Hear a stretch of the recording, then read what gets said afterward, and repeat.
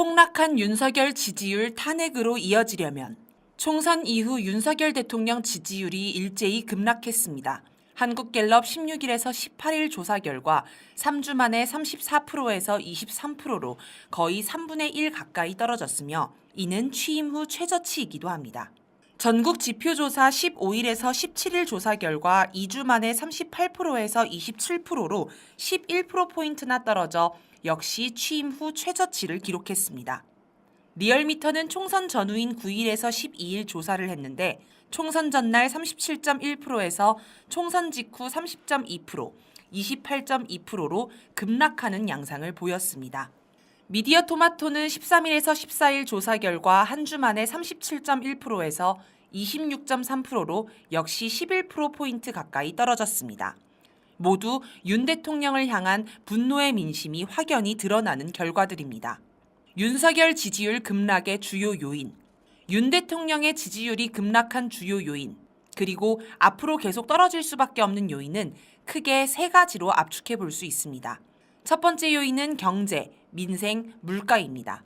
한국갤럽 조사에서 부정평가 이유 1위가 경제, 민생, 물가였습니다. 전국 지표조사의 조사에서도 총선에 영향을 끼친 요인 1위가 물가 등 민생 현안이었습니다. 지금 한국 경제는 고물가, 고금리, 고환율이라는 3고 현상에 갇혀 있습니다. 여기에 중동전쟁 확대로 국제유가가 널뛰게 하고 있어 상황이 더 심각합니다. 고환율과 유가 상승은 고물가로 이어지고 고물가는 금리 인하를 못하게 가로막습니다. 고금리는 서민들의 지갑을 닫게 만들어 전반 경제 위기로 이어집니다. 이란이 이스라엘에 보복 공격을 하자 14일 오후 윤 대통령이 긴급경제 안보회의를 주재했습니다. 일요일임에도 이례적으로 윤 대통령이 용산 대통령실로 출근한 것을 보면 지금 경제 상황이 비상 상황임이 분명합니다. 이상열 한국경제경제부장은 16일 칼럼 뉴노멀이 돼가는 3고 현상에서 3고 현상이 장기화돼 일상적 위기가 될 수 있다며 이에 맞게 대책을 마련해야 한다고 주장했습니다. 3고 현상은 일시적 현상이 아니고 경제 위기도 계속될 것이라는 얘기입니다. 두 번째 요인은 윤석열, 김건희 자체입니다. 김건희 씨는 120일 이상 두문불출하고 있지만 여전히 논란의 중심에 있습니다. 주가 조작 의혹, 명품 가방 뇌물수수 의혹 등 각종 부정부패 의혹을 전혀 해명하지 않고 뭉갰기 때문입니다. 동아일보 이기홍 대기자는 19일 김건희 여사 엄정한 사법 처리만이 윤 정권 살 길이다 라는 칼럼을 게재했습니다. 김건희 씨 문제는 이 정도로 심각한 문제입니다. 그런데 김건희 씨만 문제가 아닙니다. 윤 대통령 본인이 더 큰 문제입니다. 총선 전후로 윤 대통령은 매우 황당한 대국민 메시지를 내놨습니다. 하나는 의대 정원 문제와 관련해 타협은 없고 밀어붙이겠다는 담화였고 다른 하나는 총선 패배를 두고 정부는 잘했는데 국민이 문제라는 식의 발언이었습니다. 차라리 입을 다물고 있었으면 이를 키우지나 않았을 텐데 분노한 국민의 가슴에 불을 지르는 발언들 때문에 스스로 지지율을 홀라당 태워먹은 꼴이 됐습니다. 오죽 답답하면 이 발언들이 나간 뒤에 곧바로 대통령실이 나서서 대통령 발언은 그런 뜻이 아니다. 타협이 가능하다는 뜻이다. 비공개로 사과했다는 식의 황당한 변명을 늘어놓겠습니까? 이처럼 윤석열, 김건희는 차라리 국민의 눈과 귀에서 사라지는 게 도움이 될 정도로 스스로 지지율을 갉아먹는 비호감 존재입니다. 세 번째 요인은 적폐 세력 안의 내분이 심해진 것입니다. 그리고 이 내분은 총선 패배를 계기로 더욱 심해지고 있습니다. 이번 총선 과정에서 윤석열 대 한동훈의 갈등이 폭발했습니다. 물론 초반에는 윤 대통령을 공격함으로써 표를 얻어보려는 약속대련 성격도 있었지만 시간이 흐르면서 진짜 갈등으로 번졌습니다. 애초에 검찰이라는 집단은 자기 상관을 감옥에 넣고 그 자리를 차지하는 게 습성이 된 집단입니다.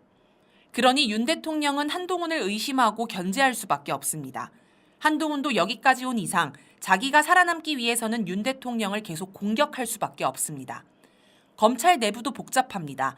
지금 검찰 인사에서 가장 쟁점이 되는 자리가 서울중앙지검장입니다.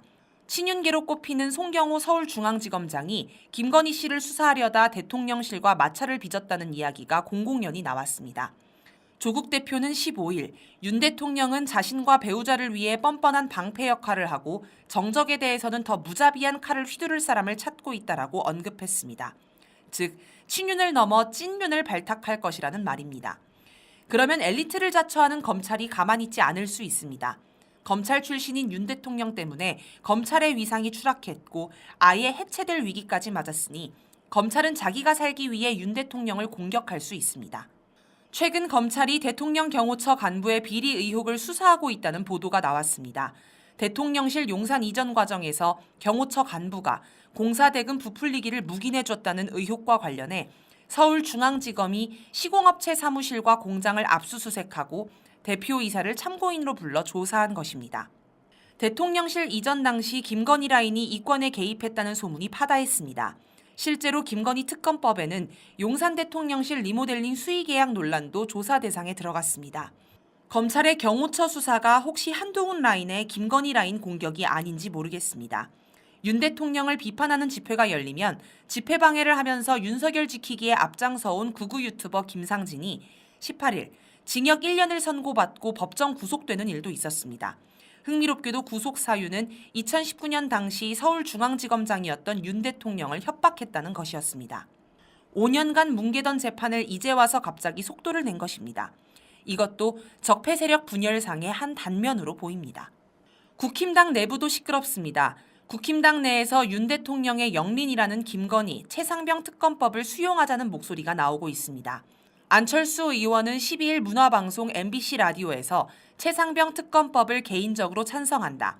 본회의 표결 시 찬성표를 던지겠다라고 하였습니다. 국힘당 최다선 의원인 조경태 의원도 우리 당이 민주당보다 먼저 국민적 의혹을 해소시키기 위한 노력을 해야 된다라며 최상병 특검법을 찬성하는 태도를 보였습니다. 김재섭 당선자는 한국방송 KBS 라디오에서 김건희 특검법을 요구하는 국민의 요청은 엄중하게 받아들여야 한다라고 하였습니다. 또 국힘당이 6월에서 7월 조기 전당대회를 열기로 하면서 나경원 당선인, 유승민 전 의원 등 비윤 인사들이 주목을 받는 것도 갈등의 불씨입니다. 윤 대통령과 갈등을 빚고 결국 탈당해 신당을 차린 이준석 당선인이 마지막 유세연설에서 누가 당선돼야 윤석열 대통령께서 좋아하는 약주 술 맛이 제일 떨어질까 물어봐 달라라며 자기가 가장 윤 대통령의 공격적인 정치인임을 강조한 것도 결국 수구보수 정치인들이 윤 대통령과 거리 두기는 기본이고 등까지 돌릴 것임을 보여줍니다. 윤 대통령 지지율이 추락할수록 대통령 권위가 안 먹히고 적폐 세력의 내분이 심해질 것입니다. 즉, 대통령 지지율과 적폐 세력의 내부는 악순환 관계에 있습니다. 또 공무원들의 반발도 심해질 것입니다. 내부 제보자도 생길 것입니다. 윤석열 정권이 무섭지 않고 자기 살 길부터 찾아야 하기 때문입니다. 윤석열의 긍정적인 요소들. 윤 대통령 지지율을 그나마 20%대로 버티게 해주는 요인도 있습니다. 첫째는 미국과 일본의 정치적 지원입니다. 17일 저녁 기시다 후미오 일본 총리의 제안으로 윤 대통령과 기시다 총리가 전화 통화를 하였습니다. 기시다 총리는 최근 미일 정상회담 결과를 설명하고 앞으로도 한미일 공조와 한일 협력을 심화해 나가자고 했다고 합니다. 일본 언론들이 한국 총선 결과를 보도하면서 한일 관계에 시련이 올 수 있다며 우려했는데 이에 기시다 총리가 나서서 윤 대통령에게 힘을 실어준 걸로 보입니다. 3월 27일 미국의 존 F 케네디 재단 명예회장이 윤 대통령에게 용기 있는 사람들 상의 트로피를 직접 전달한 일도 있습니다. 상 자체는 지난해 이미 수여했지만 굳이 총선을 앞두고 직접 미국 인사가 방한해 윤 대통령을 만난 건 미국이 윤 대통령을 지지한다는 의사표시나 다름없습니다. 미국, 일본을 대변하는 정통 극우 보수 세력도 윤 대통령을 지원합니다. 조중동은 총선 전 윤 대통령 때문에 총선에서 패배할 것 같다며 비판의 목소리를 쏟아냈고 총선 직후에도 윤 대통령 때문에 정말 참패했다고 맹비난하였습니다. 그런데 며칠 지나 흥분을 가라앉혔는지 다시 윤 대통령에게 힘을 실어주기 시작합니다. 조선일보 주필 출신인 김대중 조선일보 고문은 16일 칼럼 윤 대통령을 다시 주목한다에서 오늘의 패배가 윤 정권의 각성과 재정비를 자극해서 3년 후 대선에서 이재명 당을 저지하고 정권을 재창출하는 밑거름으로 삼는 것이 지금 보수층의 선택이라면서 윤 대통령은 2년 전 대권에 도전할 때의 초심으로 돌아갔으면 한다라는 충고를 하였습니다. 이처럼 미국, 일본은 윤 대통령 편입니다. 다만 군사 경제적 지원은 불가능합니다. 군사적으로 지원하려면 전략무기도 들여보내고 강력한 연합훈련도 해야 하는데 북한이 세게 나오니 그렇게 할 수 없습니다. 경제 역시 자기 코가 석자인 상황이라 한국을 지원할 형편이 아닙니다. 그러니 정치적 지원만 합니다. 둘째는 적폐 세력의 결집입니다. 물론 적폐 세력의 분열이 기본이지만 당장 정권이 몰락할 정도로 위기에 빠지면서 결집하는 모양새도 나타납니다. 문재인 전 대통령의 등장으로 낙동강 벨트가 결집한 것이나 한동훈 비대위원장이 야당 200석을 막아달라는 호소가 어느 정도 먹힌 것도 이 때문입니다. 셋째는 야당의 헛발질입니다.